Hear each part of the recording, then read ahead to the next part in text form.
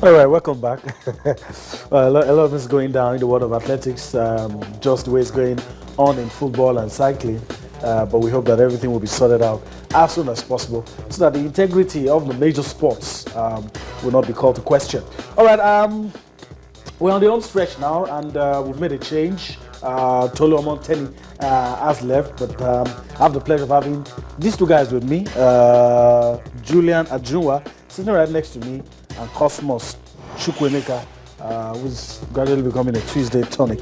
All right, it's good to have you guys with us. But let me allow you to react to anything outside of football. You know, you've heard us talk about doping in athletics. We talked about Scrabble and some other things, because we're going to spend the rest of the time talking about football. But anything that got you talking over the weekend outside of football. So for the young man who actually won the Scrabble World Champion, that's Wellington Jigera, I think it's fantastic. It's good to know that he actually was victorious, and it's also good to know that Scrabble right here in Nigeria is growing. Yeah. I mean, it's not a particular sport lots of people take interest into, and to know that they take interest, they're not just serious. Exactly, they're not too serious about it, and to know that he actually took it upon himself to do it to partake in it as a sport, and now becoming not just and give a people reason champion to talk about Nigeria. Exactly, but he has put us on the world map, so I think it's fantastic.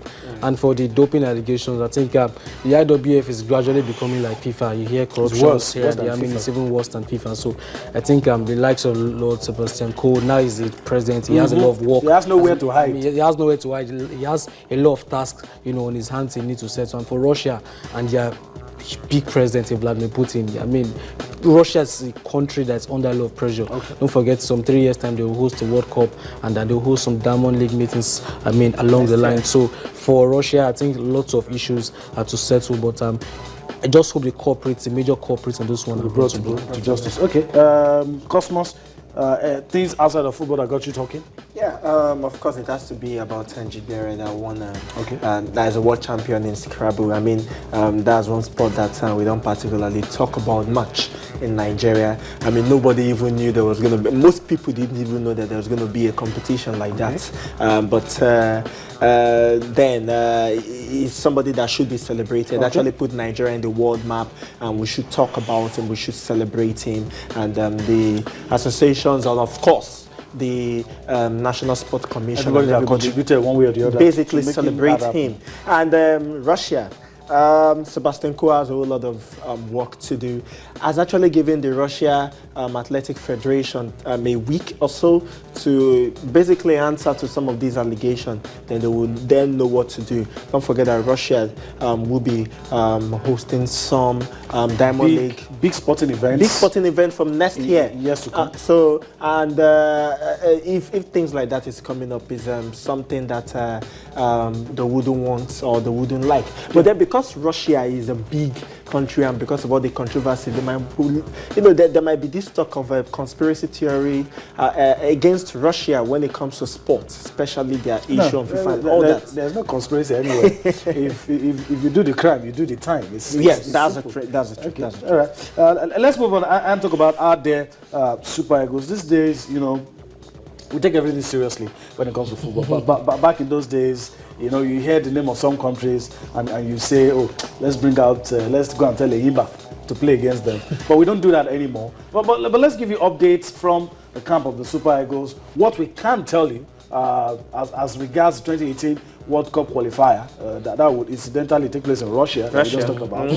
The Eagles camp bubbles, and these are the players that are already in camp. Ahmed Musa, Kali Keme, Kichuku Esenwa, Dele Alampasu, Efe Ambrose, Chima Akas, Jamil Alimi, Kalu Oji, and Austin Oborakpo. All of these names, Godfrey Babuna, Wilfred Indidi, Elderson Echejile, Rabi Ibrahim, Odion Igalo, John Mikel Obi, Paul Onobi, Sylvester Igbono, and Ezekiel Bassey. And you have Kelechi Iheanacho. Much talked about Kelechi Iheanacho. Finally gets a chance to step up to the Eagles. Alex Iwobi and Moses Simon. All of these guys that we mentioned already in camp. Let me start with you, Cosmos. Really, Swaziland. Sorry. Is there anything we should be doing differently, or just approach the game?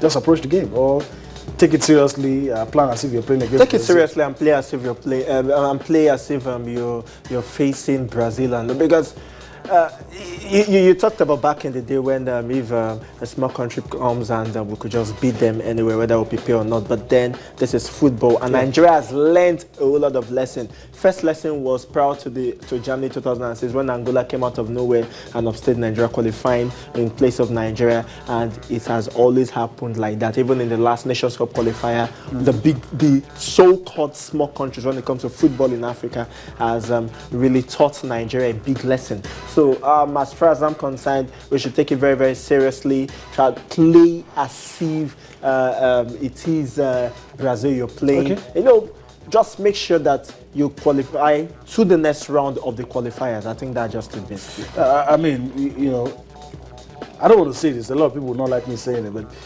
it's Swaziland. You know, can we afford a bad start? I think we should not afford a bad start, and that's the reason we should take it very seriously. The fact that it's also a World Cup qualifier, it's not a friendly game. We should not treat the Swaziland team, I beg your pardon, with kid gloves. So it's a game we have to win. But looking at our past performances against a smaller team, don't forget we struggled against Chad, we struggled against Tanzania, and you know, in all those games. And it's going to be interesting to see how those guys will cope away from home.